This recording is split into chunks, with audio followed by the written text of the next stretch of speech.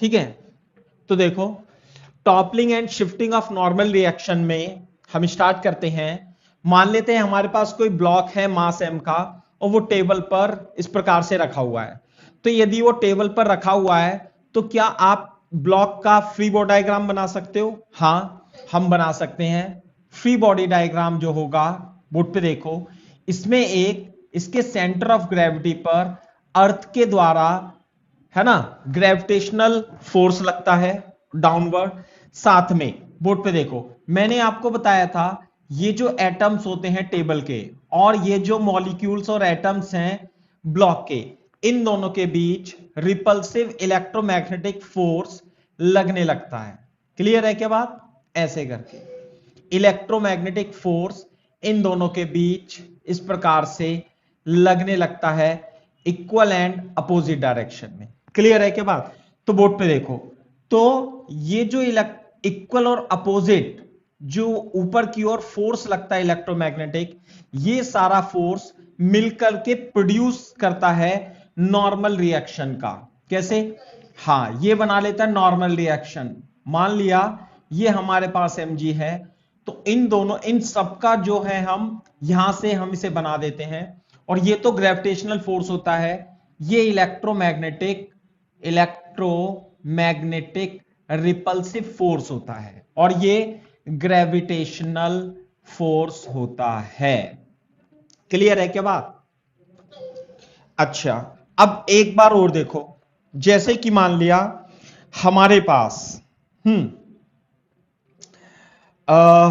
एक ये L length की मान लिया बॉडी है, लेंथ है इसकी L, और ये एक ग्राउंड पे रखी हुई है, ऐसे करके रखी हुई है, और इसका मास m है।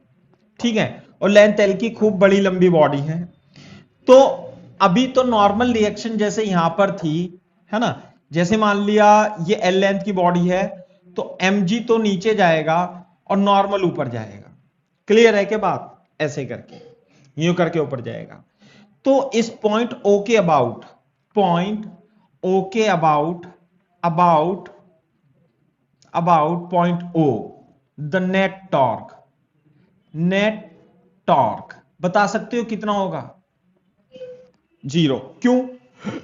क्योंकि हां, लेकिन ये बोर्ड पे देखो आप, ये जो नॉर्मल रिएक्शन है ये कोई सिंगल फोर्स नहीं होता है। नॉर्मल रिएक्शन छोटे छोटे फोर्सेस से मिलकर के बना होता है। ये किसी एक पॉइंट पर वर्क नहीं करता है, बल्कि नॉर्मल रिएक्शन सरफेस की पूरी सरफेस की पूरी बाउंड्री पर ऊपर की ओर यूनिफॉर्मली लगा होता है, और इस यूनिफॉर्म नॉर्मल रिएक्शन को हम एक पॉइंट से रिप्रेजेंट कर देते हैं। क्लियर है क्या बात? तो नेट टॉर्क जो है, इसमें नेट टॉर्क कितना है? 0। तो यदि किसी बॉडी पर नेट टॉर्क 0 हो तो वो रोटेशनल इक्विलिब्रियम में होगा, रोटेशनल इक्विलिब्रियम में होगा। बात समझ में आती है? साथ में ये इस पे रेस्ट पर है, रेस्ट पर है। तो इसमें एफ नेट भी 0 होगा। एफ नेट कितना होगा? 0, क्योंकि mg ऊपर लग रहा है, नॉर्मल ऊपर लग रहा है। एफ नेट 0 का मतलब है n minus m ji is equal to 0। तो n बराबर भी क्या होगा? mg होगा, और नेट फोर्स 0 होगा, तो ये रेस्ट पे रहेगा। क्लियर है क्या बात? अब ये देखो, अब मैंने मतलब कुछ ऐसी लिख दिया था थोड़ा सा, अब मैं आपको इसमें कुछ थोड़ा सा चेंज कर देता हूं क्वेश्चन में। क्लियर है क्या बात? क्वेश्चन में क्या चेंज कर देता हूं, लिख लो। इफ इन अबव क्वेश्चन, यानी इस वाले में, if in above question a small block of mass m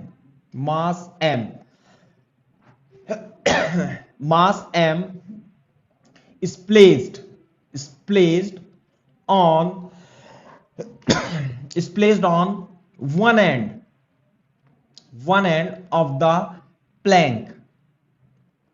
Find the normal reaction, find the shifting in normal reaction में कितना शिफ्ट हो जाएगा? आपको ये बताना है इस क्वेश्चन में। ठीक है बात? अच्छा बोर्ड पे देखो, जैसे इसका कभी आपने इस तरीके से, यदि आपने रफ में लिख लेना इसे, आपने एफबीडी बनाए हैं, जैसे मान लिया ये हमारा टेबल है ना, और इस पे मतलब 5 kg का ब्लॉक रखा हुआ है और ये 2 kg का ब्लॉक रखा हुआ है।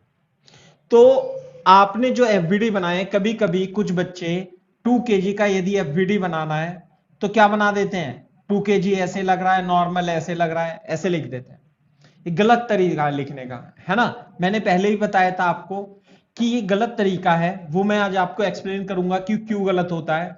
मान लिया किसी बच्चे ने 2 kg का तो एफबीडी 2g तो यहां पे लगा दिया, और मान लिया नॉर्मल रिएक्शन यहां पे लगा दिया, ऐसे लगा दिया, तो क्या ये एफबीडी सही है? क्यों नहीं है सही?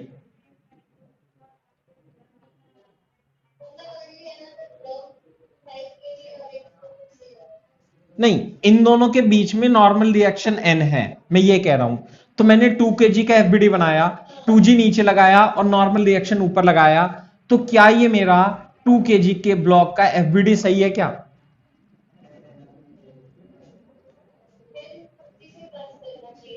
n कहां से पास करना चाहिए? क्यों? क्योंकि देखने में अच्छा लगेगा, है ना। क्योंकि मैंने सिखाया आपको, क्योंकि हमेशा मैं ऐसे ही बनाता हूं, पहले से ही बनाता हूं, क्योंकि देखने में अच्छा लगेगा। लेकिन देखने में तो अच्छा लगेगा, लेकिन आप मेरे को ये बता दो, ये इस पे रेस्ट पे है, तो n बराबर 2g हो जाएगा, इसमें तो कोई डाउट नहीं है, सही है।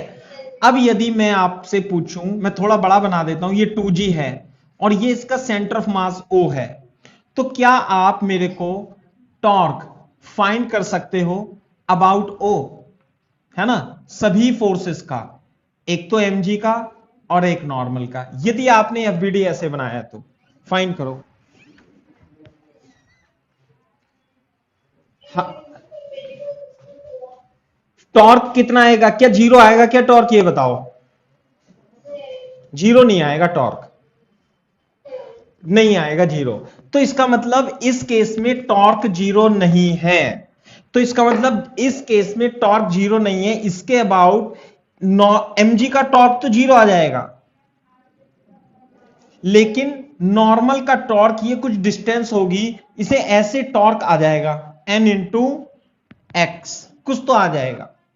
तो जब टॉर्क आ जाएगा तो इसका कुछ मोमेंट ऑफ इनर्शिया भी होगा इस एक्सेस के अबाउट, तो n इंटू एक्स, तो यानी कि इसमें एंगुलर एक्सेलेरेशन आ जाएगा, तो इसका मतलब ये रोटेट करने लगना चाहिए था, तो ये क्या रोटेट थोड़ी ना कर रहा है। बात समझ में आई ना? क्यों रोटेट नहीं कर रहा है, लेकिन इस फ्री बॉडी डायग्राम के अकॉर्डिंग तो रोटेट करना चाहिए था। आपने एफबीडी के फोर्स को गलत दिशा से, गलत पॉइंट से दिखाया है। क्लियर है क्या बात? क्योंकि ये ट्रांसलेशनल प्लस रोटेशनल दोनों इक्विलिब्रियम में है, इसलिए इसमें नेट फोर्स तो जीरो कर दिया आपने, ऊपर का फोर्स बराबर नीचे का फोर्स, लेकिन क्योंकि आपने इसे गलत दिखा दिया तो नेट टॉर्क इसमें जीरो नहीं आ रहा। तो करेक्ट वे क्या है इसका दिखाने का? करेक्ट वे ये है कि आप इसमें 2g यदि यहां से दिखाओगे, 2g यदि यहां से दिखाओगे, तो जो नॉर्मल रिएक्शन होगी वो इसके जस्ट इसके सेंटर ऑफ ग्रेविटी से पास होती हुई जाएगी, तो तब दोनों का टॉर्क जीरो आएगा। समझ में आई बात? तो this is the wrong FBD and this is the right FBD. बात समझ में आई ना आई? तो एफबीडी हमेशा इस तरीके से बनाते हैं। अब मान ले बहुत सारी केसेस में, बहुत सारी चीजों में, मतलब किताबों में भी इवन ऐसे मिल जाएगा आपको, कहीं कहीं तो एससीवी में भी ऐसे लिखा हुआ है, मान लिया कहीं भी बना दिया, mg यहां पे लगा देंगे, नॉर्मल यहां लगा देंगे। चलो मान लिया जब हम न्यूटन्स लॉ ऑफ मोशन पढ़ रहे हैं, रोटेशनल हमारा कंसीडरेशन नहीं है, तो हमारा काम इस तरीके से चल जाता है, लेकिन फिर भी वहां पर भी हमने इसी तरीके से एफबीडी बनाए थे कि बिल्कुल सही तरीके से, जो कि रोटेशनल मोशन के इक्विलिब्रियम को भी सेटिस्फाई करें, है ना। तो ये गलत तरीका होता है, this is the right method to make the FBD. Clear है क्या बात? हम ध्यान भी रखते जाएंगे जब भी एफवीडी बनाएंगे कि वो रोटेशनल को भी कंसीडर करें, है ना। अच्छा, अब ये मेरे को बता दो कि नॉर्मल रिएक्शन जो है, नॉर्मल रिएक्शन कोई ऐसा, जैसे मान लिया किसी बॉडी का यदि आप एफवीडी बनाते हो तो सेंटर ऑफ मास पे mg, ये जो अर्थ लगाती है, अर्थ लगाती है, क्लियर है क्या बात। और नॉर्मल रिएक्शन जो फोर्स है वो बहुत सारे एटम्स और मॉलिक्यूल ये वाले, ये इस पे लगाते हैं ऐसे करके यूं, तो उनका रिजल्टेंट होता है। ये एक पॉइंट पे नहीं लगता कि मतलब इन सब का रिजल्टेंट हम यहां मान लेते हैं। आई बात समझ में, है ना। क्यों, क्योंकि जैसे मान लिया ये बहुत सारे फोर्स ऐसे लग रहे हैं ऐसे करके यूं, ऐसे ऐसे करके लग रहे हैं, तो सब बराबर है अभी तो इस पॉइंट के अबाउट ये छोटे छोटे फोर्स होंगे, तो ये टॉर्क इधर पहुंचाएंगे, इसे इधर घुमाएंगे, ये टॉर्क इसे इधर घुमाएंगे, तो नेट टॉर्क नॉर्मल का फिर 0 ही आ जाता है, ऐसे करके है। अच्छा, अब देखो, अब हमने क्या किया था, हमारे पास एक प्लैंक था एल लेंथ का और उसका मास था m, सही है बात। तो जब आपने देखा था तो इसमें जो, थोड़ा सा ऊंचा बना लेंगे हम इसे, है ना, जो इसमें रिपल्सिव इलेक्ट्रोमैग्नेटिक फोर्स लग रहे थे वो ऐसे लग रहे थे। आई बात समझ में। वो कह रहा है कि, है ना, ऐसे करके, और mg तो लगेगा नीचे। वो ये कह रहा है कि हमने इसके एक एंड पर क्या रख दिया, एक स्मॉल ब्लॉक रख देते हैं। तो पहले तो नॉर्मल रिएक्शन, इन सब का रिएक्शन नॉर्मल ऊपर था, तो मेरे को अब ये बताओ कि यहां पे तो mg लगेगा, है ना, इस वाले ब्लॉक पे। इन दोनों के बीच में मान लिया आपने m यहां पे रख दिया और इन दोनों के बीच में नॉर्मल रिएक्शन n डैश है, तो क्या आप मेरे को इस प्लैंक का एफबीडी बना सकते हो, एफबीडी ऑफ प्लैंक बता सकते हो कैसे लगेगा, बोलो।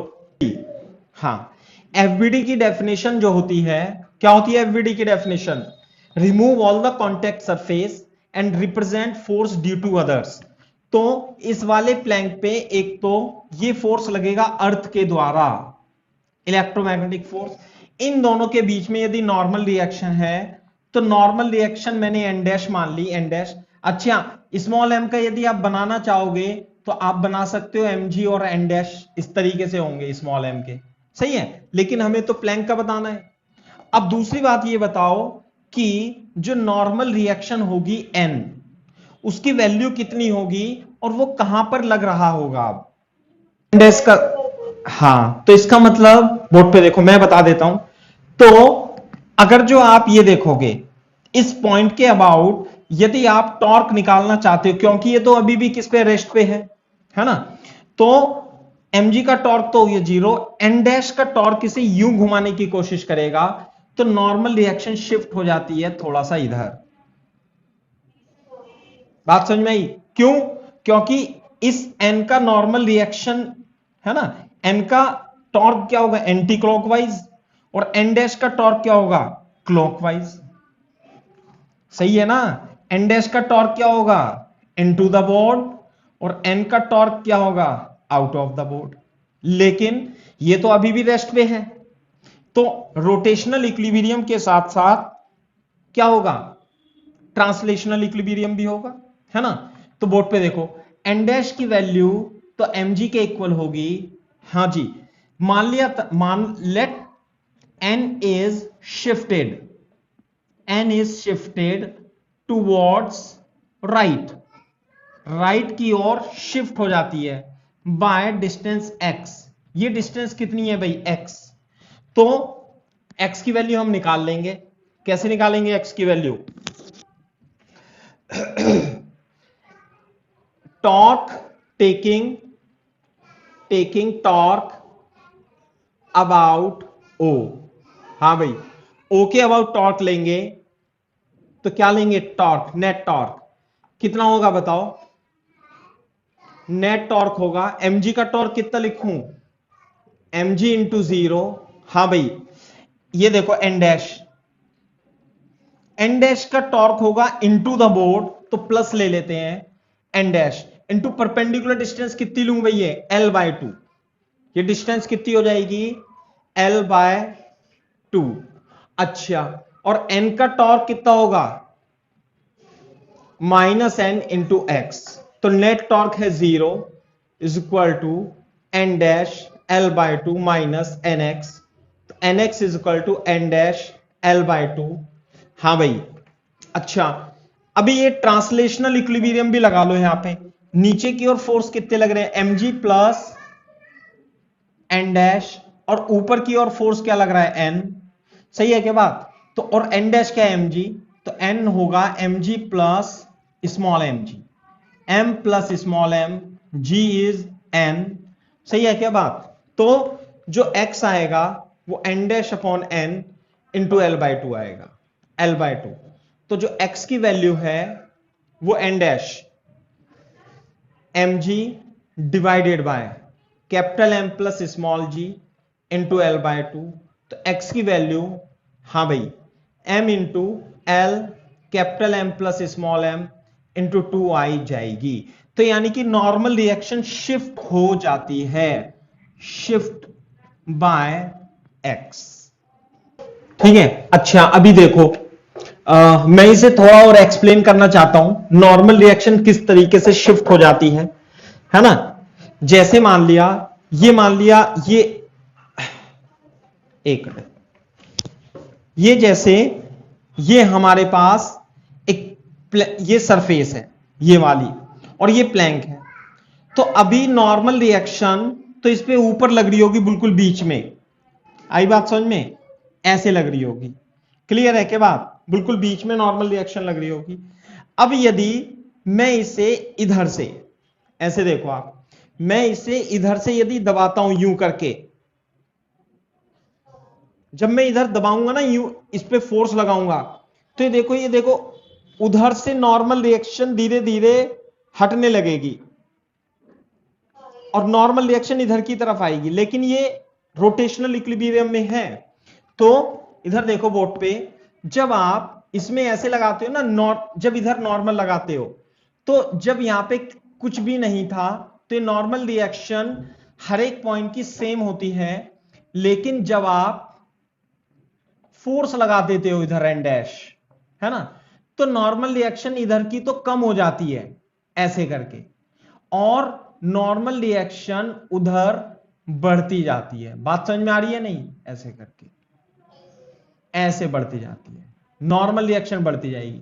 तो इनका जो रिजल्टेंट होता है ना, इनका रिजल्टेंट नॉर्मल रिएक्शन, तो यहां पे तो mg था, है ना, तो इन तीनों, इन सबका नॉर्मल रिएक्शन का रिजल्टेंट, है ना, बिल्कुल बीच से नहीं जाता, बल्कि कहां से जाता है, थोड़ा शिफ्ट हो जाता है x, ऐसे करके।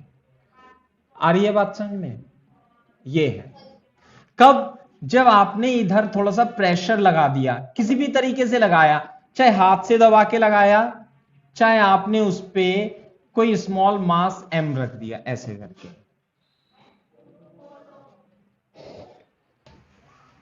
तो ये शिफ्टिंग ऑफ नॉर्मल रिएक्शन कहलाती है, कि नॉर्मल रिएक्शन थोड़ा सा शिफ्ट भी हो जाती है। बात समझ में आ रही है नहीं। अच्छा बोर्ड पे देखो, जैसे मैं आपको एक एग्जांपल कराता हूं, मान लिया हमारे पास ये इंक्लाइन प्लेन है ना, और यहां पर हमारे पास एक मास m रखा हुआ है, सही है, और ऐसे रखा हुआ है, मान लिया ये ब्लॉक ऐसे रखा हुआ है यूं, ऐसे करके, सही है। अब हम इसे धीरे धीरे देखो ऐसे एंगल ले जाएंगे, इसे बढ़ा रहा हूं मैं इंक्लाइन प्लेन को, तो जब हम इसे धीरे धीरे इसका एंगल बढ़ाएंगे थीटा, तो ये सिचुएशन ऐसे बनेगी कि m यहां पे आ जाएगा ऐसे करके यूं, चाहे देख लो आप इसे, ये देखो ऐसे, सही है ना, और ये खिसकने लगेगा। बात समझ में आ रही नहीं, यूं ये खिसकने लगेगा। तो जब हमने ट्रांसलेशन मोशन पढ़ा था, तो इसमें हमें एंगल ऑफ रिपोज भी ध्यान हो, तो यदि आपको दोनों के बीच में फ्रिक्शन कोएफिशिएंट क्या है, म्यू, तो एंगल ऑफ रिपोज क्या होता है बताओ। हाँ भाई, अरे इधर तो mg साइन थीटा लगता है, और इधर लगता है क्या, mu mg cos theta, mu into n. तो एंगल ऑफ रिपोज ये होता है कि mg साइन थीटा और mu mg cos theta, mu m g cos theta, दोनों इक्वल हो जाएं तो tan theta is equal to mu, तो थीटा की वैल्यू टेन इनवर्स म्यू होती है। इसका मतलब यह है कि if theta is less than tan inverse mu, है ना, block will not slide, block will not slide. Clear है क्या बात? ये हमने पढ़ा था, इसे अभी आप कॉन्सेप्ट की फॉर्म में लिख सकते हो।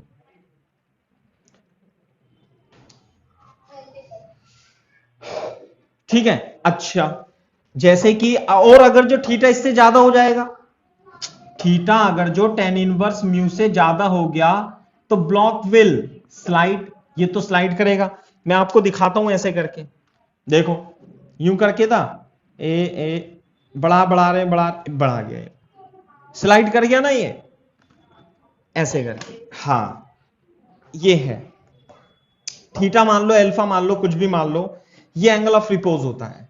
लेकिन बोर्ड पे देखो आप, यदि इसमें फ्रिक्शन कॉफिशिएंट काफी ज्यादा है तो मेरे को आप ये बता दो, इसका एफबीडी बना दो आप।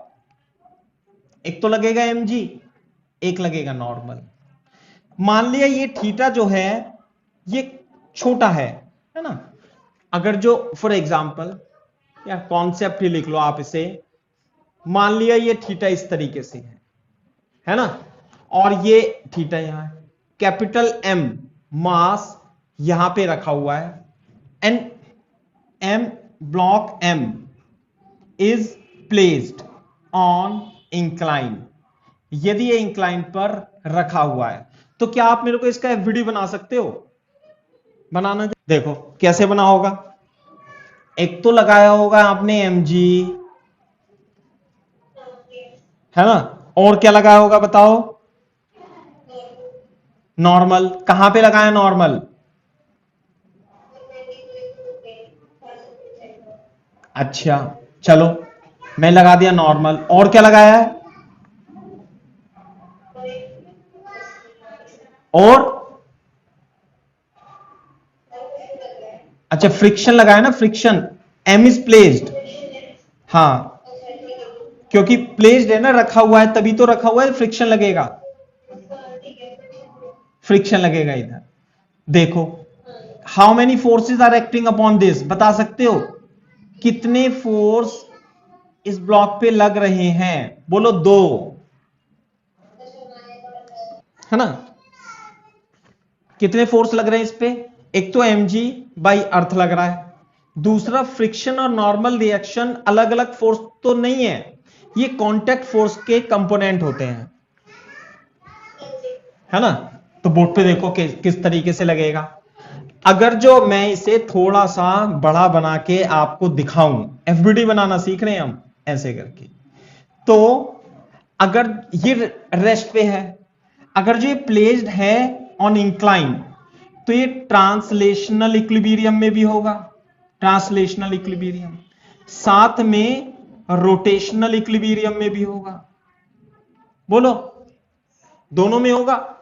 तो क्या ये रोटेशनल इक्विलिब्रियम में दिखाई दे रहा है आपको?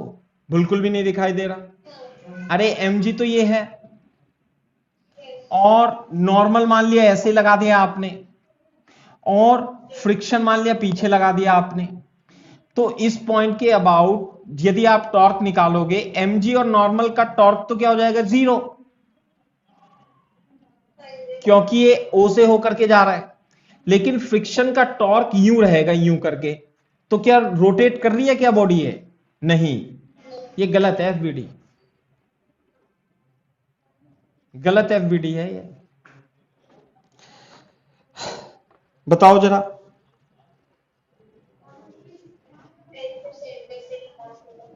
तो सेंटर से नॉर्मल जो है ना, शिफ्टिंग ऑफ नॉर्मल रिएक्शन हो जाती है इस केस में। जब ये सीधा सिंपल सिंपल रखा था तो mg और नॉर्मल दोनों सेंटर ऑफ मास से होकर जा रहे थे, या सेंटर ऑफ ग्रेविटी से, इस केस में नहीं जाएंगे, ये गलत एफबीडी है। सही एफबीडी क्या है फिर? बोर्ड पे देखो, सही एफबीडी में ये देखो, ये तो बनेगा mg, सही है, और ये बनेगा फ्रिक्शन, ऐसे करके। तो नॉर्मल रिएक्शन पता है कहां से होके जाएगी? नॉर्मल रिएक्शन इस पॉइंट से होकर के जाएगी, ऐसे करके, यूं करके। समझ में आ रही है बात? और ये तीनों फोर्स इस जगह कॉन्करेंट होंगे, है ना, कॉन्करेंट होंगे। देखो फ्रिक्शन तो इसे यूं घुमाएगा और नॉर्मल रिएक्शन थोड़ा इधर की ओर शिफ्ट हो जाती है, सेंटर से पास नहीं होके जाती।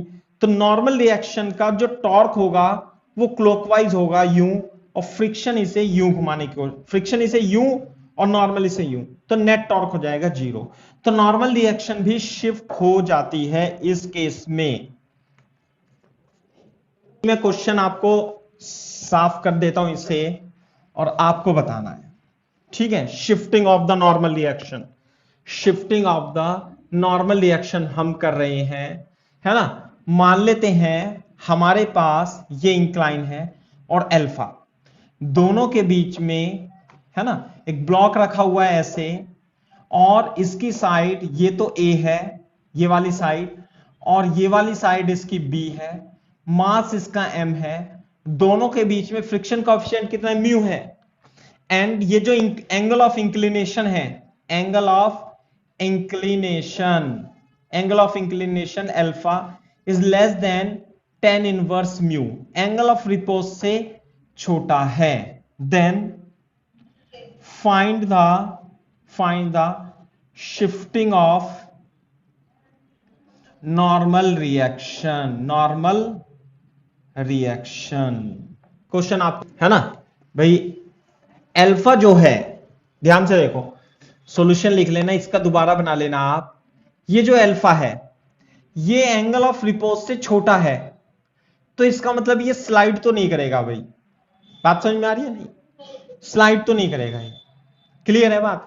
अब जब स्लाइड नहीं करेगा तो इस पे फोर्स लगेंगे, एक तो लगेगा mg नीचे, एक लगेगा फ्रिक्शन, एक लगेगा नॉर्मल रिएक्शन ऊपर, है ना। तो हमें ये शिफ्टिंग निकालनी है, ये x निकालनी है। तो बोर्ड पे देखो, अगर जो ये मैं मान लूं ये जो mg होगा ये mg साइन अल्फा होगा, और ये वाला तो mg cos अल्फा होगा। ज्यादा गंदा नहीं कर रहा हूं मैं अल्फा अल्फा बना के, पता है अपने को, और ये इक्विलिब्रियम में है। तो यदि मैं इसे x एक्सिस y एक्सिस मान लूं, तो इन x एक्सिस फ्रिक्शन जो होगा वो mg साइन अल्फा के बराबर होगा। बिल्कुल सही बात है। और जो नॉर्मल रिएक्शन होगा यूं करके, वो mg cos अल्फा के इक्वल होगा। तो ये जो कंडीशन है ये ट्रांसलेशनल इक्विलिब्रियम से हमारे पास आ जाती है ना।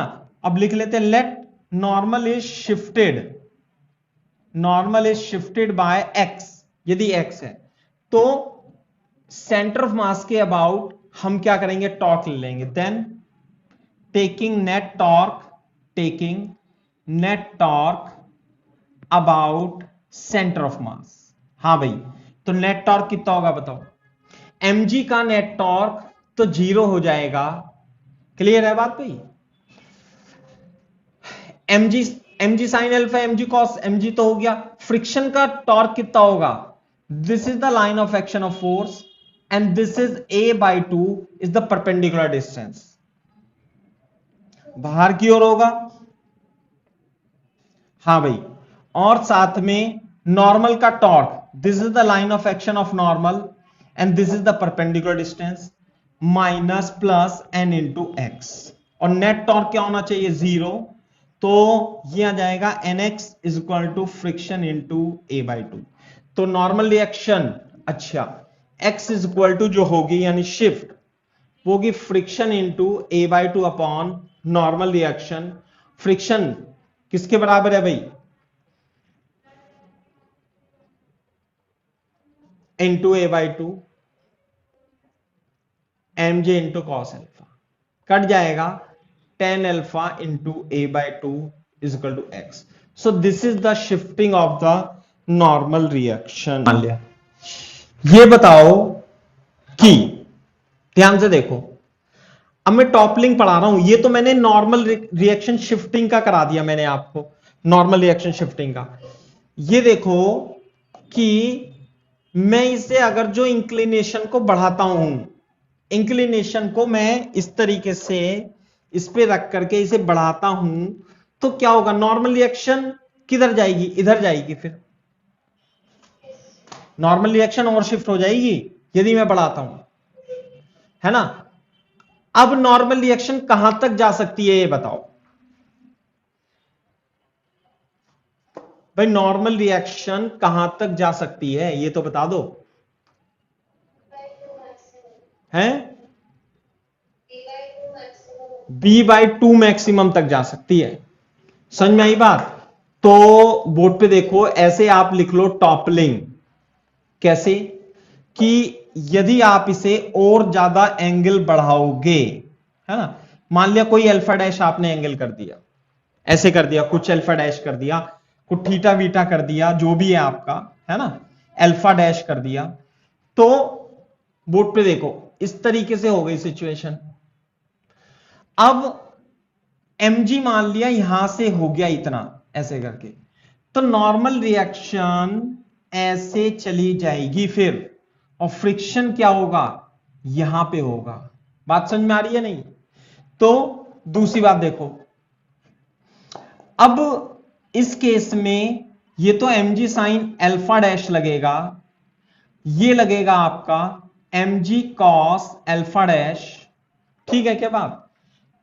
तो अब ऐसा भी हो सकता है कि ये मान लिया स्लिप कर जाए, स्लिप कर जाए। स्लिप कब करेगी?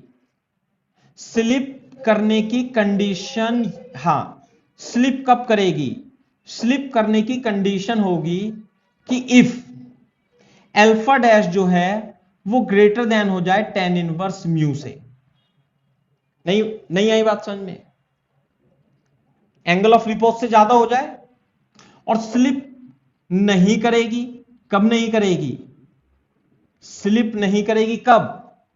जब ये एंगल अल्फा डैश, है ना, ये लेस देन हो tan इनवर्स म्यू से। बात समझ में आ रही है? या आप इसे ऐसे भी कह सकते हो, mu should greater then, friction काफी ज्यादा होना चाहिए tan इनवर्स म्यू डैश से। क्लियर है क्या बात? अल्फा डैश है, ऐसे हम इसे लिख सकते हैं, हाँ, tan अल्फा से। तो स्लिप नहीं करेगी, लेकिन स्लिप तो कर नहीं रही। जब स्लिप नहीं करेगी और आप इसे एंगल बढ़ाते जा रहे हो, मतलब फ्रिक्शन बहुत है। अगर जो फ्रिक्शन कम होता, जैसे इस बॉडी पे फ्रिक्शन कम है, तो जरा सा ही इधर करके और ये नीचे आ जाती। लेकिन मान ले खूब सारा फ्रिक्शन है, खूब सारा फ्रिक्शन है, खूब सारा फ्रिक्शन है, तो देखो फ्रिक्शन खूब है, फ्रिक्शन खूब है, ऐसे करके, तो क्या होगा? ये टॉपल कर जाएगी। ये तो टॉपल ही नहीं हो रही, है ना, ऐसे ऐसे ऐसे। ये क्या करेगी? ये ऐसे हो जाएगी। कैसे हो जाएगी? ऐसे। अगर जो फ्रिक्शन खूब सारा है, काफी है फ्रिक्शन, तो स्लिप तो नहीं करेगी ये, क्योंकि अब फ्रिक्शन है। लेकिन नॉर्मल रिएक्शन पहले तो यहां पे थी, फिर इधर आएगी, फिर इधर आएगी, फिर इधर। अब नॉर्मल रिएक्शन, जब नॉर्मल रिएक्शन बॉडी के बाहर निकल जाएगी, आप इसे बढ़ाओ और एंगल को, तो नॉर्मल फ्रिक्शन तो ऐसे लगेगा, mg ऐसे लगेगा, और नॉर्मल रिएक्शन आ जाएगी इस बॉडी के बाहर। और जब बॉडी के बाहर आ जाती है नॉर्मल रिएक्शन, तो इस पॉइंट के अबाउट ये क्या कर जाएगा? इस पे से लुढ़क जाएगा। लुढ़कने को ही टॉपलिंग कहते हैं। ऐसे हो जाएगा, ये देखो, यूं करेंगे ना और बढ़ाएंगे तो यूं हो जाएगा ये। समझ में आई बात? तो इस पॉइंट के अबाउट ये रोटेट कर जाएगा, and that condition is called toppling. तो टॉपलिंग की कंडीशन क्या होगी? कि एक तो वो स्लिप नहीं करनी चाहिए, फ्रिक्शन काफी ज्यादा होना चाहिए, सही है ना। और दूसरी बात, ये नॉर्मल रिएक्शन को हम एंगल इतना ज्यादा हम इसे बढ़ा सकते हैं, है ना। तो इतना ज्यादा हम बढ़ा देंगे तो ये जो होगा, ये अल्फा डैश तो होगा ही सही, तो ये कितनी हो जाएगी? ये वाली, हाँ भाई, इसमें निकाल लेंगे ना हम, इसमें यही कंडीशन लगाएंगे। इस पॉइंट के अबाउट टॉर्क ले लेंगे, taking torque, taking torque about centre of मास। कितना लेंगे टॉर्क? mg का तो 0 हो जाएगा, फ्रिक्शन इनटू ये कितनी लेंथ थी? a, friction into A/2 minus normal का दूसरा दूसरा ले लेंगे, नॉर्मल इंटू B/2 ऐसे हो जाएगा। और नेट टॉर्क है 0, तो 0 is equal to friction into A/2 minus N into B/2। Clear है क्या बात? अब देखो इसमें कितना आ जाएगा ये आ जाएगा B/2 is equal to friction into A/2, 2 से 2 कट जाएगा, नॉर्मल रिएक्शन तो mg cos अल्फा होगी into b, friction maximum friction कितना लिख दूं, mg साइन अल्फा, है ना। फ्रिक्शन हो जाएगा mg cos alpha, maximum force जो होगा वो हो जाएगा mu into mg cos alpha, ऐसे लिख देते हैं मैक्सिमम फ्रिक्शन। तो एक मिनट देख लेता हूं मैं क्या लिख रहा हूं मैं, नॉर्मल, एक मिनट रुको इधर, हाँ मैक्सिमम फ्रिक्शन जो होगा ये तो हो जाएगा एन बी, और ये हो जाएगा फ्रिक्शन होगा म्यू इंटू एन ही लिख लेते हैं इसे, मैक्सिमम फ्रिक्शन ए, तो एन से एन कट जाएगा, तो म्यू जो होना चाहिए वो बी अपॉन ए होना चाहिए। आई बात समझ में? और बी अपॉन ए, है ना, या इससे भी लिख सकते हैं, और mu should greater than B upon A, ऐसे भी लिख सकते हैं आप, या ये आप लिख लो कि नॉर्मल रिएक्शन जो होना चाहिए torque, net torque less than 0 होना चाहिए, 0 लिखो, या आप इसे कंडीशन को याद रख लेना, friction force should greater than B upon A, और friction force, friction coefficient should greater than 10 alpha A. तो ये क्या होगी, टॉपलिंग, टॉपलिंग बिफोर स्लीपिंग की कंडीशन है, टॉपलिंग पहले हो जाएगी और स्लीपिंग बाद में होगी। बात समझ में आ रही है नहीं? ऐसे कंडीशन है।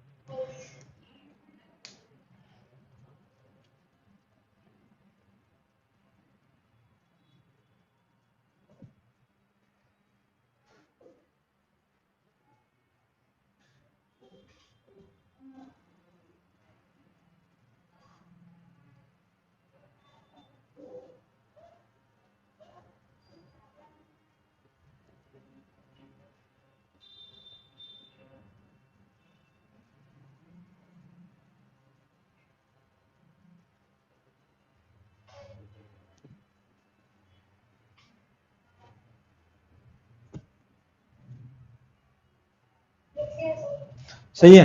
तो इस तरीके से हम इन क्वेश्चंस को करेंगे, टॉपलिंग बिफोर स्लीपिंग।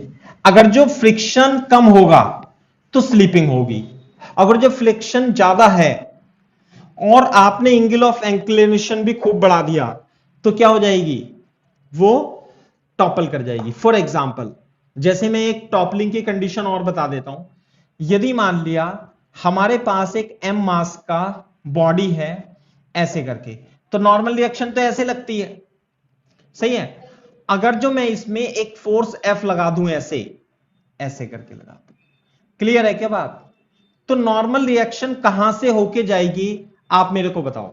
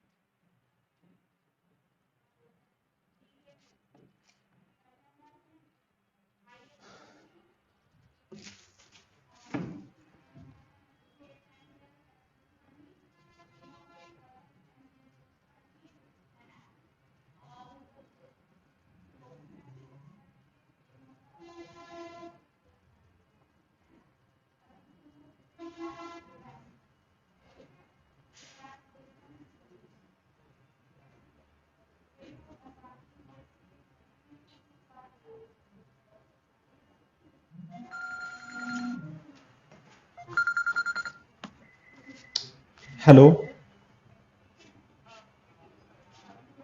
हाँ बताओ मुझे।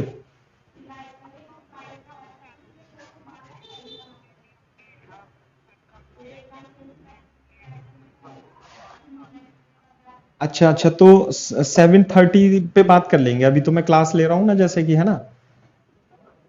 हाँ 7:30 पे मैं फ्री हो जाऊंगा, ठीक है बेटा। हाँ ये वाला नंबर भेज दो बेटा। Okay okay.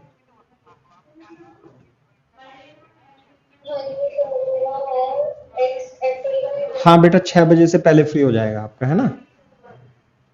ठीक है ठीक है। हाँ बताओ बेटा क्या कह रहे हो। हाँ देखो इधर ध्यान से देखो।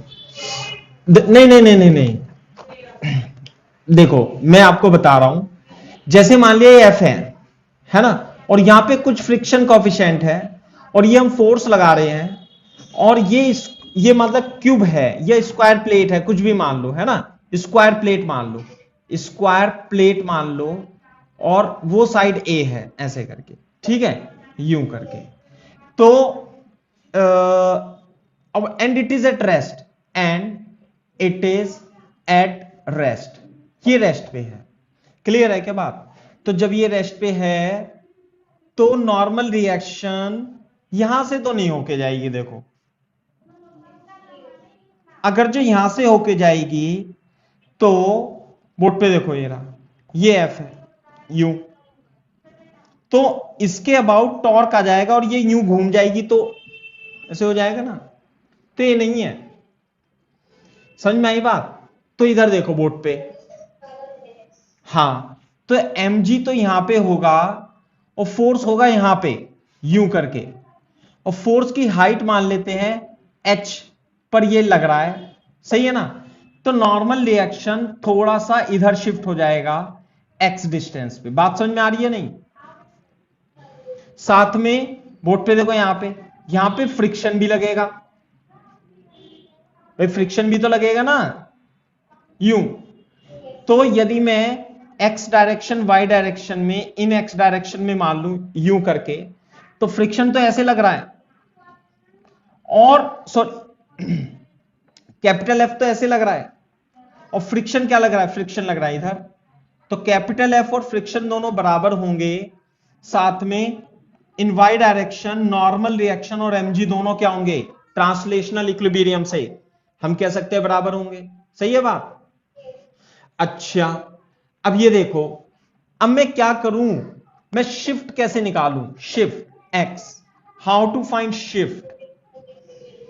हां तो मैं टॉर्क लूंगा, टॉर्क किसके अबाउट लूं, जो मेरे को कम कैलकुलेशन करनी पड़े।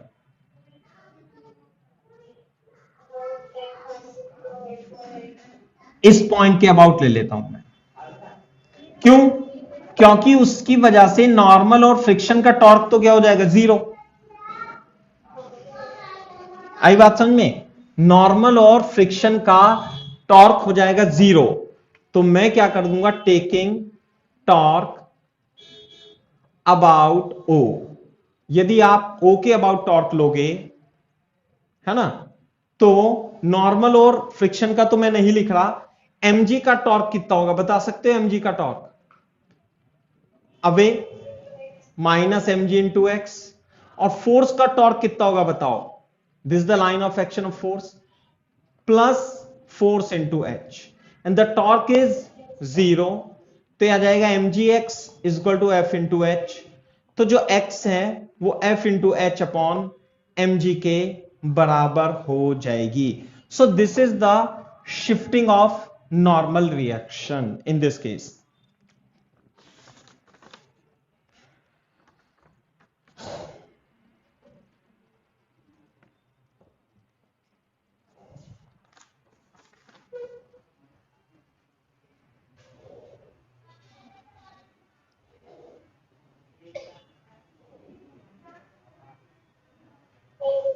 ठीक है।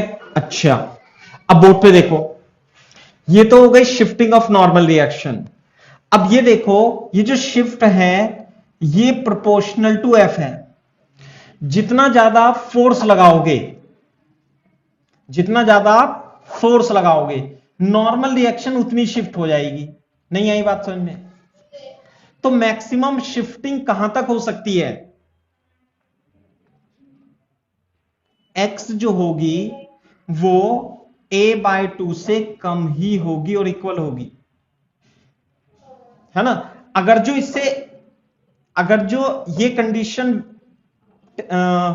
वेरी कर रही है तो ये टॉपल नहीं करेगा। टॉपल करने की कंडीशन ये होती है कि इस पॉइंट के अबाउट ये यूं घूम जाए। बात समझ में आ रही है नहीं? जैसे मान लिया ये लगा रहे हो आप इस पे फोर्स, और इस पे फोर्स लगाओगे, ज्यादा लगाओगे तो ये उठ के घूम जाएगा ऐसे, है ना। तो बोर्ड पे देखो इसे, तो टॉपल करने की कंडीशन क्या होगी? Condition of toppling, condition of toppling क्या होगी भाई? Condition of toppling, condition of toppling ये होगी कि एक्स जो होनी चाहिए वो ग्रेटर देन होनी चाहिए किससे? a/2 से। अगर जो ये शिफ्टिंग a/2 से ज्यादा हो गई तो टॉपल कर जाएगा। इसका मतलब x का मतलब है f into h, m g greater than a/2, है ना। तो फोर्स, हां फोर्स किससे बड़ा होना चाहिए? Force should greater than m g a/2 into h. तो ये फोर्स इससे बड़ा होना चाहिए, प्लस एक चीज और है कि ये फ्रिक्शन फोर्स और एफ, एंड लगा दो, प्लस लगा दो, ये जो फ्रिक्शन फोर्स है ना, ये फ्रिक्शन फोर्स कैपिटल एफ से ज्यादा होना चाहिए। नहीं आई बात समझ में? अगर जो फ्रिक्शन फोर्स तो है ही नहीं, मान ले फ्रिक्शन फोर्स तो है ही नहीं और आपने फोर्स लगाया, तो ये क्या करने लगेगी? स्लिप करने लगेगी। नहीं तो टॉपल ओपल नहीं करने की। जब आप इसमें धक्का लगाओगे, ये मान ले एक संदूक है, बॉक्स है, और आप इसमें धक्का लगा रही हूं, तो धक्का लगाओगे तो अगर जो फ्रिक्शन कम है ना तो भागता चला जाएगा। लेकिन अगर जो फ्रिक्शन काफी है, काफी फ्रिक्शन है, तो आप धक्का तो इसमें जब फोर्स लगाओगे तो आगे नहीं जाएगा ये, बल्कि क्या होगा? जब ऐसे उठाओगे तो ये लुढ़क जाएगा, यूं करके लुढ़क जाएगा। तो टॉपलिंग की कंडीशन ये होगी कि ये तो होना ही चाहिए इससे ज्यादा, साथ में फ्रिक्शन फोर्स भी इस कैपिटल एफ से ज्यादा होना चाहिए। और फ्रिक्शन फोर्स कितना होगा? म्यू इंटू एन, और एन की वैल्यू क्या होगी? M ji is greater than F. तो mu should greater than F M G, F upon M G. Clear है क्या बात? तो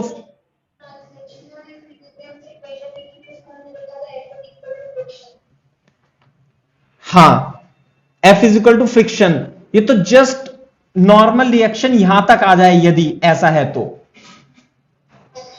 है ना। वो तो ट्रांसलेशन इक्विलिब्रियम की थी, ये तो मैं कंडीशन ऑफ टॉपलिंग बता रहा हूं कि हां, कंडीशन ऑफ टॉपलिंग में ये बता रहा हूं। देखो फ्रिक्शन और एफ आर तो दोनों बराबर ही होंगे क्योंकि ये ट्रांसलेशनल इक्विलिब्रियम में है। तो वो तो मैंने जहां कहीं लिखी होगी सही लिखी है, और mg और n बराबर होंगे। बस ये बता दिया मैंने कि ये जो शिफ्ट आई इस प्रकार से मैक्सिमम शिफ्ट a/2 हो सकती है। अगर जो शिफ्ट a/2 से बड़ी हो गई तो नॉर्मल रिएक्शन बॉडी से बाहर चली जाएगी और वो गिर जाएगी। तो ये हो गए, लेकिन फ्रिक्शन फोर्स भी इस कैपिटल एफ से ज्यादा होना चाहिए। अगर जो फ्रिक्शन कॉफिशिएंट भी नहीं है तो आगे भागती चली जाएगी। बात समझ में आ रही है नहीं?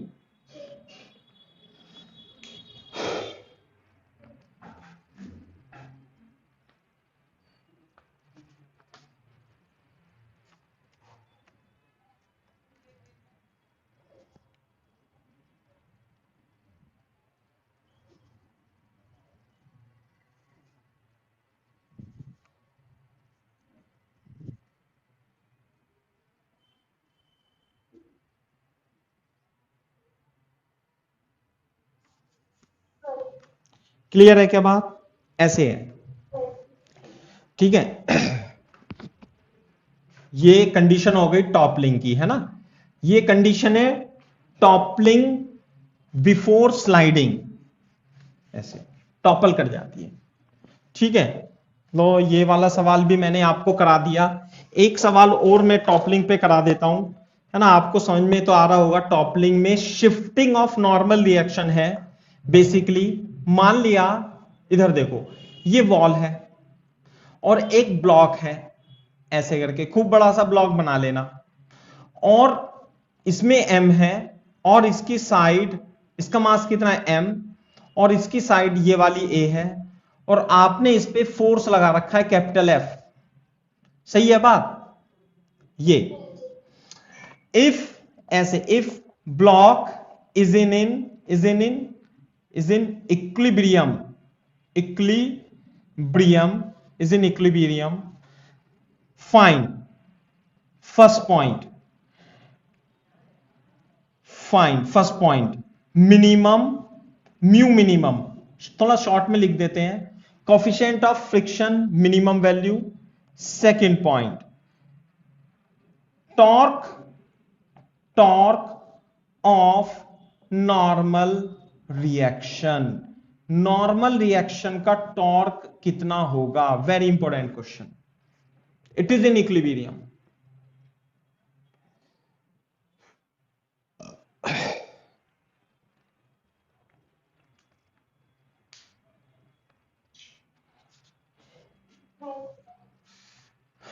ट्राई करो, मैं 1 मिनट देता हूं आपको इसे।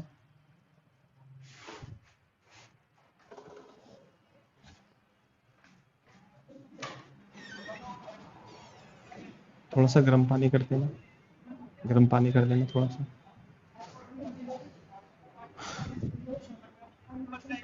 बंद कर, बंद कर, इसे ही देखता रहता है।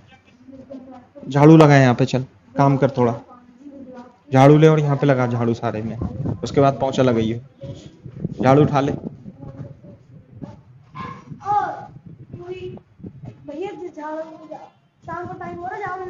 शाम के टाइम भी लगाते, रात में नहीं लगाते, लगा।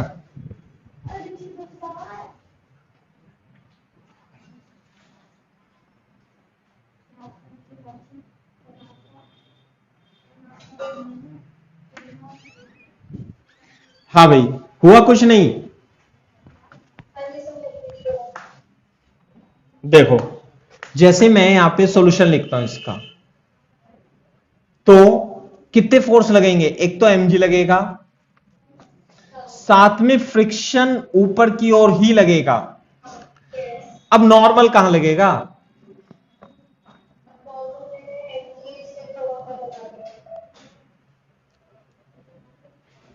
mg से थोड़ा ऊपर,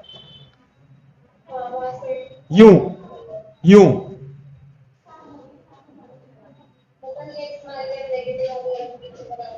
हाँ, क्यों, क्योंकि देख लो ना आप इसे, इसके बाद नॉर्मल भी इसे यूं घुमाएगा और फ्रिक्शन भी यूं घुमाएगा, तो हो गया ना।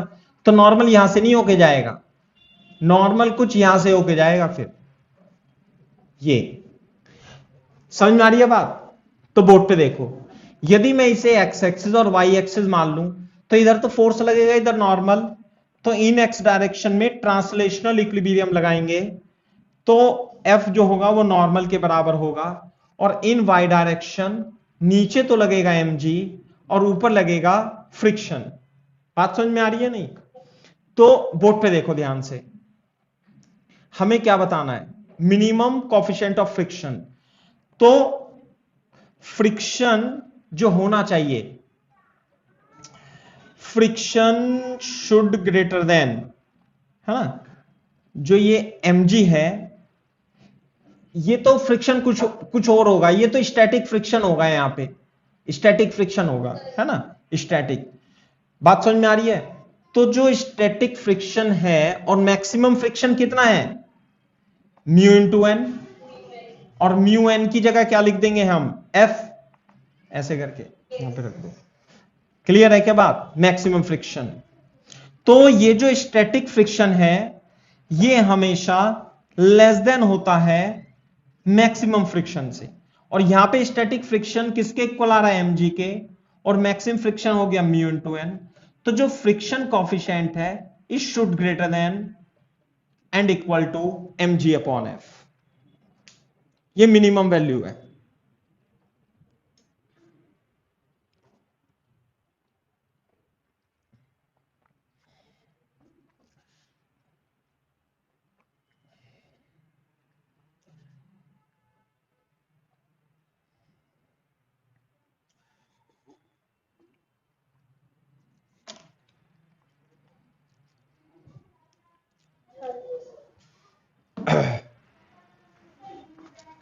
ठीक है। अच्छा, मिनिमम वैल्यू के साथ हमें क्या निकालना है? नॉर्मल रिएक्शन का टॉर्क और निकालना है। तो कैसे निकालूंगा नॉर्मल रिएक्शन का टॉर्क बताओ? इस पॉइंट के अबाउट मैं नेट टॉर्क 0 कर दूं क्या? है ना? Taking torque about O, about centre of mass. तो नेट टॉर्क जो होगा, this is the line of action of force of f and this is line of force x. तो ये तो हो गया 0। बात समझ में आई? तो नॉर्मल का क्या होगा? -n इंटू एक्स, है ना? और इसका कितना होगा बताओ? Plus friction into a/2। और नेट टॉर्क कितना? 0।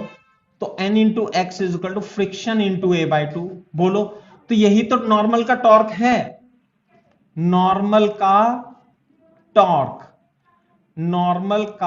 टॉर्क यही तो है, यही तो हमें निकालना था। तो फ्रिक्शन इंटू a/2।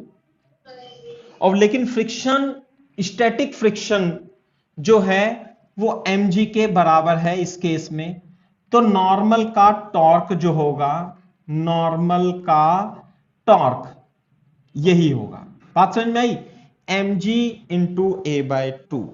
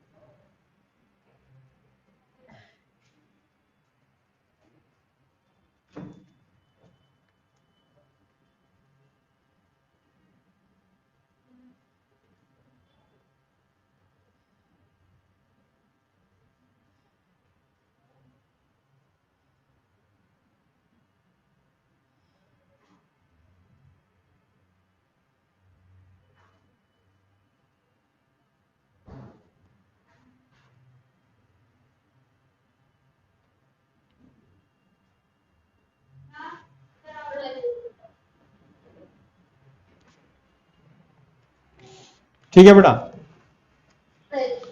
चलो अब देखो इधर। मैंने ये मतलब ये टॉपिक अपन खत्म कर देते हैं अब, है ना?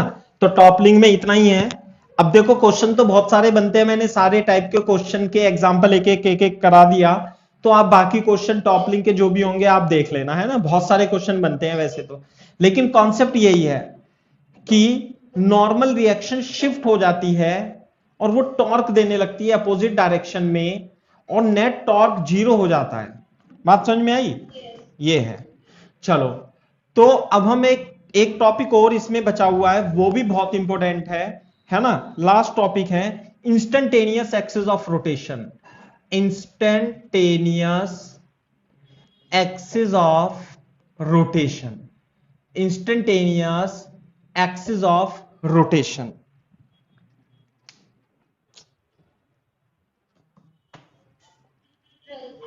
हाँ बस एक मिनट रुको, मैं इंक डालता हूं पेन में, है ना? डली हुई है पेन में। हाँ भाई, इंस्टेंटेनियस एक्सिस ऑफ रोटेशन क्या होती है उसे लिख लो। जैसे मान लिया हमारे पास कोई बॉडी है, क्लियर है क्या बात? और ये बॉडी है ना ऐसे है, और यहां पर वेलोसिटी ऑफ सेंटर ऑफ मास भी है, ये सेंटर ऑफ मास है मान लेते हैं। आई बात समझ में? और ये एंगुलर वेलोसिटी ओमेगा से घूम रही है। तो यदि मैं एक पॉइंट P कंसीडर करूं जो कि उससे x डिस्टेंस पे है, तो velocity of point P with respect to ground क्या लिखते हो आप? लिखोगे velocity of point P with respect to ground is equal to Vp cm plus VCM G। और Vp हाँ, vp comma centre of mass पे बैठ के पी क्या कर रहा होगा, ये तो सर्कुलर मोशन कर रहा होगा, है ना, और ये होगी एक्स ओमेगा, तो ये हो जाएगी एक्स ओमेगा, है ना, लिख लेना वैसे भी जो भी है आपकी एक्स ओमेगा, बाद में हम इसे लिख लेंगे।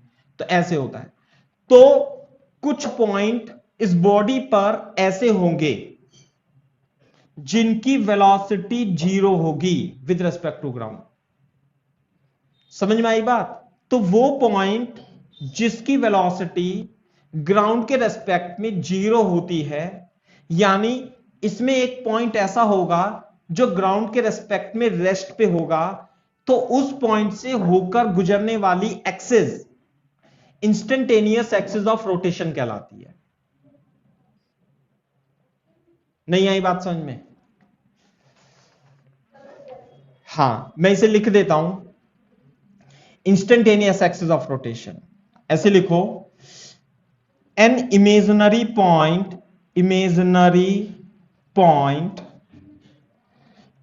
which may be or may not be on the body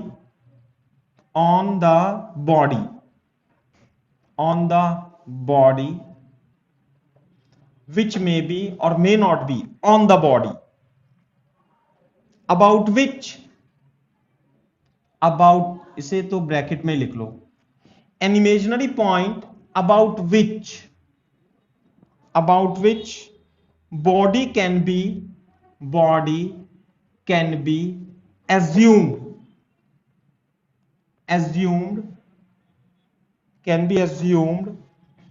performing pure rotation is called instantaneous center of rotation. Instantaneous center of rotation थोड़ा सा तो मैंने आपको इसमें कराई दिया था, ये IOCR instantaneous ICOR instantaneous centre of rotation हम इसे कहते हैं, है ना। And an axis perpendicular to plane of rotation and passing through ICOR is called instantaneous axis of rotation. Instantaneous axis of rotation. पहले एक बार लिख लो इसे, फिर मैं आपको समझाता हूं।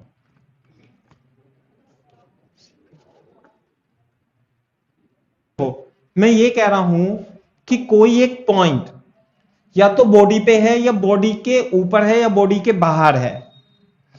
यदि वो पॉइंट रेस्ट पे है तो उस पॉइंट के अबाउट इस बॉडी को हम प्योर रोटेशन समझते हो ना, जैसे पंखा जिसमें एक्सिस ऑफ रोटेशन रेस्ट पे हो, तो कोई ना कोई एक पॉइंट पी तो इसमें या तो यहां पे या इसके बाहर ऐसा होगा जो रेस्ट पे होगा, तो उससे होकर गुजरने वाली एक्सिस और प्लेन के परपेंडिकुलर होनी चाहिए, तो वो axis instantaneous axis of rotation कहलाती है।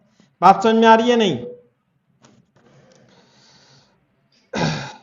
बोर्ड पे देखो इसे जरा, मैं इसके नीचे ही लिख देता हूं, आप भी लिखना, देखो बोर्ड पे देखना, ये यहां पे लिख लेना ऐसे करके कि अगर जो इस पॉइंट पी की आप वेलोसिटी लिखना चाहते हो तो क्या लिखोगे?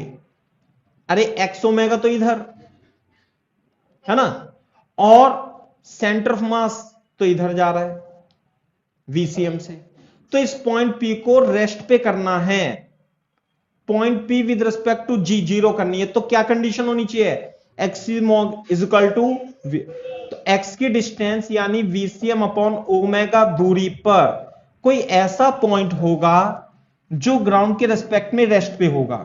बात समझ में आई? तो हम क्या करेंगे, इस पॉइंट के अबाउट, इस पॉइंट के, यदि ये पॉइंट P ग्राउंड के रेस्पेक्ट में जीरो पर है, तो इस पूरी बॉडी को हम ऐसा कंसीडर करेंगे कि ये पूरी बॉडी इस पॉइंट P के अबाउट प्योर रोटेशन कर रही है। Then body is to be assumed, बॉडी is to be assumed pure rotation about point P। Clear है क्या बात? About point P। तो जब ये प्योर रोटेशन कर रही है, तो if IP is moment of inertia of body about P, तो काइनेटिक एनर्जी ऑफ बॉडी बता सकते हो क्या होगी? हां बता सकते हैं। प्योर रोटेशन में तो केवल रोटेशनल काइनेटिक एनर्जी होगी, और IP इंटू कितना लिख दूं? Omega square. बात समझ में आती है नहीं? और IP क्या होगा? ICM plus mx square into omega square. बात समझ में आ रही है नहीं? तो हम लगा देंगे x की वैल्यू VCM। अब pure x instantaneous axis of rotation निकालने के कई सारे मेथड हैं और कई सारे टाइप के क्वेश्चन हैं, वो मैं आपको बता देता हूं, है ना? लिख लो, method of finding instantaneous centre of rotation बोलो या इंस्टेंटेनियस एक्सिस ऑफ रोटेशन बोलो, क्योंकि सेंटर से ही एक्सिस होके जाएगी। तो किसी किसी किताब में ICOR instantaneous centre of rotation और इंस्टेंटेनियस एक्सिस ऑफ रोटेशन ऐसे करके लिखा हुआ है। क्लियर है क्या बात? तो अपन ने इसे बहुत ही सीक्वेंस में लिख रखा है, इसके मेथड, है ना? तो केस बना के हम लिख लेते हैं। केस 1 कैसे? थोड़ा इंग्लिश लिख लो। If we know the velocity of 2 points on the body and they are parallel in same direction। Clear है क्या बात? They are parallel in same direction. तो बोर्ड पे देखो, जैसे मान लिया, कितनी गंदी बॉडी बनी है ना, ऐसे करके ये कोई बॉडी है ना, और उसमें एक पॉइंट है A और एक पॉइंट है इसमें B। सही है बात? तो एक पॉइंट की वेलोसिटी है V1 और एक पॉइंट की वेलोसिटी है V2। ऐसे चल रहा है, तो रोटेट कर रहा होगा ऐसे, ट्रांसलेशनल रोटेशनल मोशन होगा। रोलिंग की बात नहीं कर रहे हम भैया, ऐसे ऐसे बॉडी रोटेट करती हुई जा रही होगी। जैसे मान लिया ये कोई बॉडी है, तो ये ऐसे ऐसे रोटेट करती हुई जा रही होगी। जरूरी नहीं है ये रोलिंग परफॉर्मिंग प्योर रोलिंग करे, ऐसे जा रहा है। रोटेशन की डेफिनेशन क्या होती थी? रोटेशन की डेफिनेशन ये है कि यदि मैं इस पे कोई लाइन खींचूं तो इसका ओरिएंटेशन चेंज होना चाहिए। अब ये रोटेशन नहीं है, ये तो कर्विलीनियर ट्रांसलेशनल मोशन है। बात समझ में आ रही है नहीं? तो उसका रोटेशन कब चेंज होगा?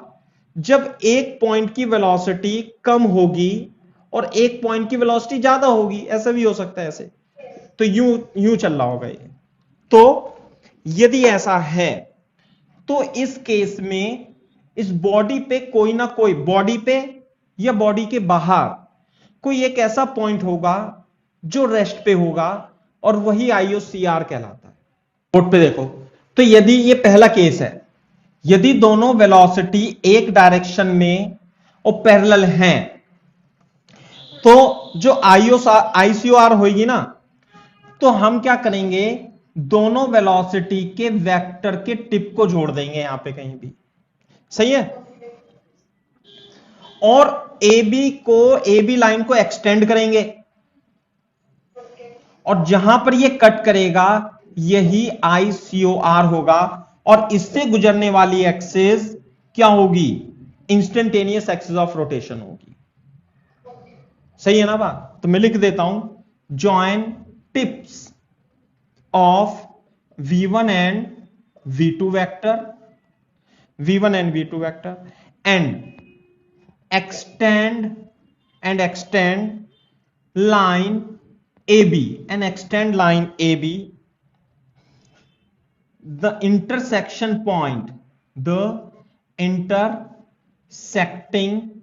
point will be ICOR।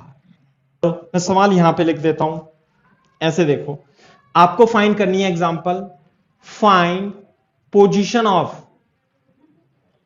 Of ICOR। यहां हम इंस्टेंटेनियस एक्सिस ऑफ रोटेशन भी लिख सकते हैं। हमारे पास एक रॉड है और रॉड की लंबाई 4 मीटर है। क्लियर है क्या बात? इस पे ये पॉइंट है, ये 2 मीटर पर सेकंड से जा रहा है और ये वाला पॉइंट 10 मीटर पर सेकंड से जा रहा है। इसे ए मान लेते हैं, इसे बी मान लेते हैं। ये मिड पॉइंट है बेटा, है ना, सेंटर ऑफ मास है ये है। तो आपको इसमें ऐसे, अच्छा मैंने ये छोड़ दिया अभी, कैसे करें? इधर देख लो पहले जरा एक बार, फिर तुम कर लोगे। मान लिया दोनों के बीच की डिस्टेंस कितनी है? R है, दोनों पॉइंट के बीच, और इस पॉइंट को मान लिया P और यहां से डिस्टेंस कितनी है? X। बात समझ में आई? तो इस पॉइंट के अबाउट यदि ये ओमेगा से रोटेट कर रहा है इस पूरी बॉडी, तो V2 कितना होगी बताओ? X omega. और V1 कितनी होगी? R plus x omega. नहीं आई बात समझ में? बोलो। तो यहीं पे कहीं पे लिख लेना, V1 is equal to R plus x omega, V2 is equal to x into omega. दोनों को क्या करेंगे? डिवाइड कर देंगे, V1 upon V2, R plus x omega into x omega. तो x into V1 upon V2, R plus x common लेके V1 upon V2 minus 1 is equal to R। तो V2 upon V2 into R, it will be the x। ऐसे निकालना है x। ऐसे करेंगे, इसमें आप क्या करना, यहीं पे देखो, यदि दोनों पॉइंट की वेलोसिटी एक ही डायरेक्शन में हो तो एक तो लाइन ये कट करेगी, एक लाइन यहां पे कट करेगी, तो यहां पे कहीं पे होगी। अब ये पता नहीं, मैंने तो रफली खींच लिया कि ये बॉडी पे होगी या बॉडी से बाहर होगी, तो मैं इसे क्या मान लेता हूं? x। तो इस पॉइंट के अबाउट ओमेगा घूम रहा होगा, तो v is equal to x omega और v इज इक्वल टू 4 नहीं 4 क्यों हो गए, x प्लस 2, ये कितना हो जाएगा? 2, है ना। तो x प्लस 2 इंटू ओमेगा। तो इक्वेशन नंबर 1, इक्वेशन नंबर 2 आप कर लेना। देखो, आप दोनों को डिवाइड कर लेना और x की वैल्यू निकाल लेंगे अपन। तो ये निकल गया, तो 5 is equal to X plus 2 upon X, 5x is equal to X plus 2, 4x is equal to 2, तो x is equal to 1/2 metre आ जाता है। इसका मतलब, बोर्ड पे देखो, इसका मतलब क्या है?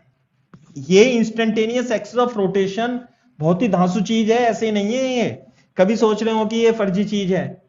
एडवांस में क्वेश्चन आएगा इससे, है ना। वो थोड़ा सा ये बात अलग है, मैं कम एनर्जी से पढ़ा रहा हूं, लेकिन ये बहुत ही इंपॉर्टेंट चीज है। ये 10 मीटर पर सेकेंड, तो x की वैल्यू जो आई बेटा वो 1/2, 0.5 मीटर, यानी कि आप थोड़ा सा ऐसे बना लो, चलो ये है इंस्टेंटेनियस एक्सिस ऑफ रोटेशन।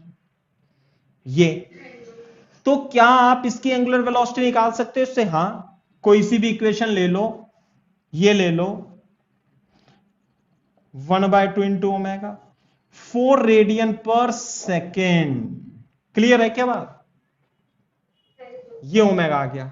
अब दूसरी बात देखो, ये पॉइंट P ऐसा पॉइंट P होता है जिसके अबाउट बॉडी क्या कर रही होती है, प्योर रोटेशन कर रही होती है। क्लियर है क्या बात?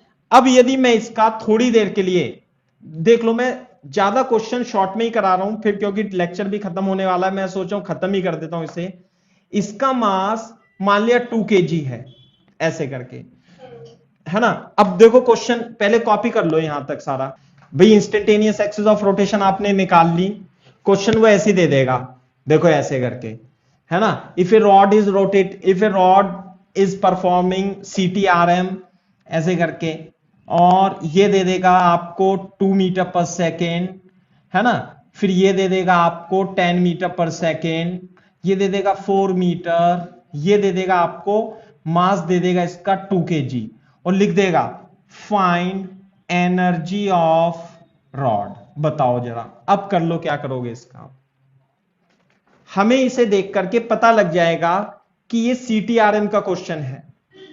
एक पॉइंट की वेलोसिटी ज्यादा, एक पॉइंट की वेलोसिटी कम, यानी कि ये कुछ इस तरीके से रोटेट कर रहा होगा।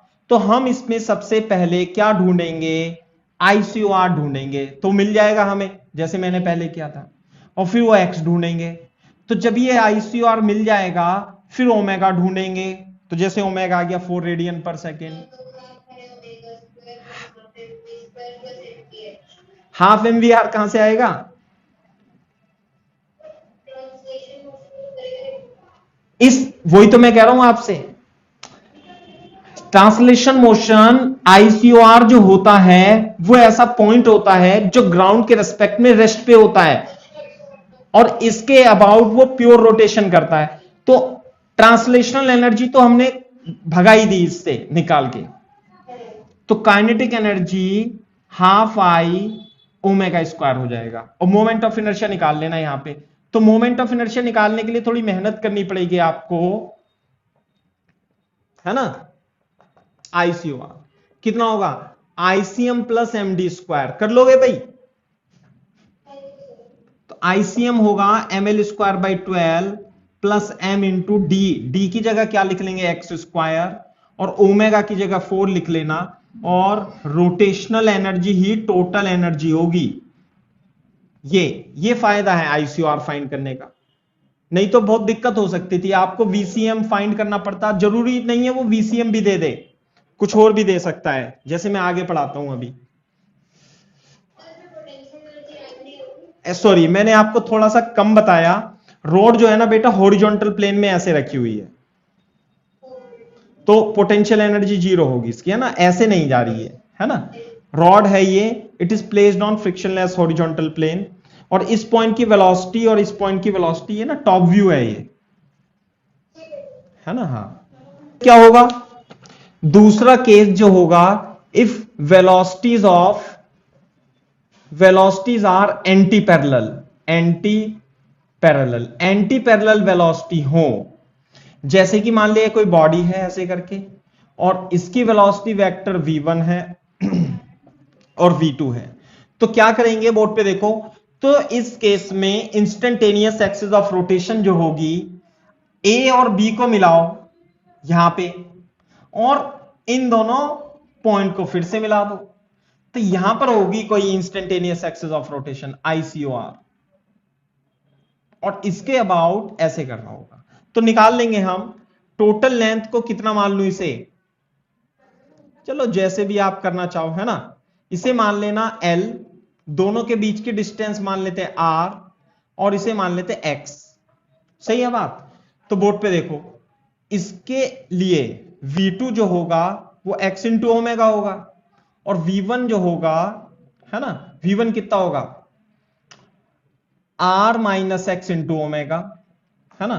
तो V1 is equal to R minus x into omega, और V2 जो होगा x इंटू ओमेगा, दोनों को डिवाइड कर लेंगे, V1 upon V2 R minus x upon x, और x को फाइंड कर लेंगे। तो this is ICOR when 2 points are in opposite direction. Board पे देखो, अब मैं क्वेश्चन करा देता हूं आपको, जैसे कि बोर्ड पे देखना, if sphere is performing pure rolling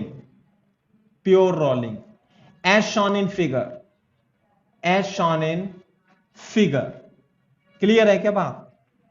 तो ये तो हमारे पास बॉडी है और ये परफॉर्मिंग प्योर रोलिंग, ये वेलोसिटी v नॉट से जा रहा है और ये प्लैंक है 3v नॉट से।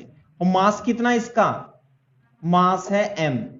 फाइंड, ये ग्राउंड पे है ना, ऐसे करके find total kinetic energy of sphere. लो, ये है क्वेश्चन। देखो इसे कैसे करेंगे हम, यही है, यही तरीका है। देखो ये दोनों पॉइंट जो हैं, है ना, सॉल्यूशन लिख लो इसका कि आप इस स्पेयर को कंसीडर करो, यदि ये प्योर रोलिंग कर रहा है तो इसकी वेलोसिटी तो v नॉट है और इसकी वेलोसिटी कितनी होगी? 3v not.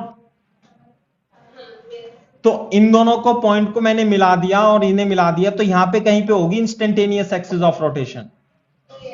तो रेडियस यदि मैं इसकी r मान लूं, जो कि मैंने दी नहीं थी, अब दे देता हूं, तो ये x मान लूं, है ना, ये x मान लूं, तो ये कितनी हो जाएगी? r minus x. और इसके अबाउट ये ओमेगा से घूमेगा, तो देखो, तो 3v नॉट जो होगी, 3v नॉट क्या होगी? r minus x into omega. और ये जो v नॉट होगी वो होगी x डिस्टेंस ये है, ये r माइनस एक्स है, ये टोटल कितना है? r। ऐसे ध्यान रखना, x इंटू ओमेगा, दोनों को डिवाइड करेंगे, है ना, ओमेगा से ओमेगा कट जाएगा, 3x equal to r minus x, x equal to r by 4। सही है? तो जो काइनेटिक एनर्जी आएगी, तो मोमेंट ऑफ इनर्शिया निकाल लेते हैं हम। I इक्वल टू ICM प्लस m into d square, 2/5 mr square plus m into r by 4 का होल स्क्वायर। तो mr स्क्वायर कॉमन लेके 16 पंजे 80 दूनी 32 37/80 mr स्क्वायर is the moment of inertia about instantaneous axis of rotation. ये p है। तो काइनेटिक एनर्जी कितनी लिख दूंगा भाई? काइनेटिक एनर्जी केवल रोटेशनल ही होगी, क्योंकि ये पॉइंट p रेस्ट पे होगा बेटा। Half IP omega square, IP लिखते हैं। यदि अपोजिट डायरेक्शन में मूव कर रहे हैं तो उनकी भी रोटेशनल वेलोसिटी, उसकी भी हम ICR लिख देंगे, है ना। और ये क्वेश्चन भी आता है। अच्छा, तीसरा क्वेश्चन है, तीसरा पार्ट, मतलब है ना, केस थर्ड आप लिख सकते हो इसे। when 2 points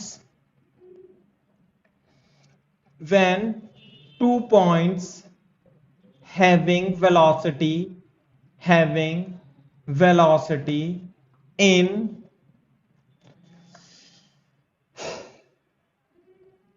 in having velocity not in parallel direction, यदि पैरेलल डायरेक्शन में नहीं है तो क्या करेंगे? एंटी पैरेलल और पैरेलल का तो कर लिया। अब यदि ऐसा पैरेलल डायरेक्शन में नहीं है तो देखो बोर्ड पे, यदि ये A है और ये मान लिया कोई B है और इसकी वेलोसिटी v1 वेक्टर है और इसकी वेलोसिटी v2 वेक्टर है किसी एंगल पे, समझ में आई बात? तो क्या करेंगे? इसके परपेंडिकुलर एक लाइन खींचेंगे, इसके परपेंडिकुलर एक लाइन खींचेंगे ऐसे करके, और जहां ये दो लाइन कट करेंगी वही ICOR होगा। समझ में आई बात? ये है draw DRAW, draw two perpendiculars to the velocities, two given velocities, intersecting point is ICOR। बस लिख दिया मैंने तो, है ना भाई, यहीं पे ICOR होगा।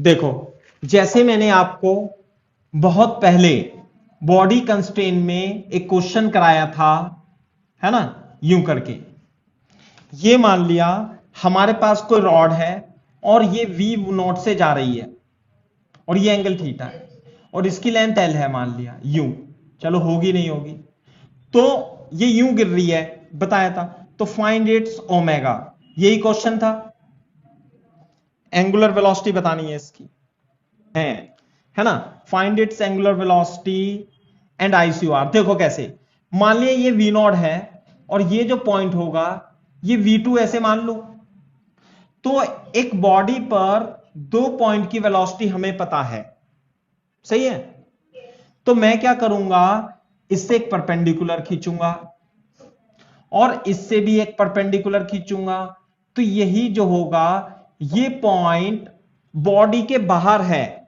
लेकिन यही आईसीओआर है,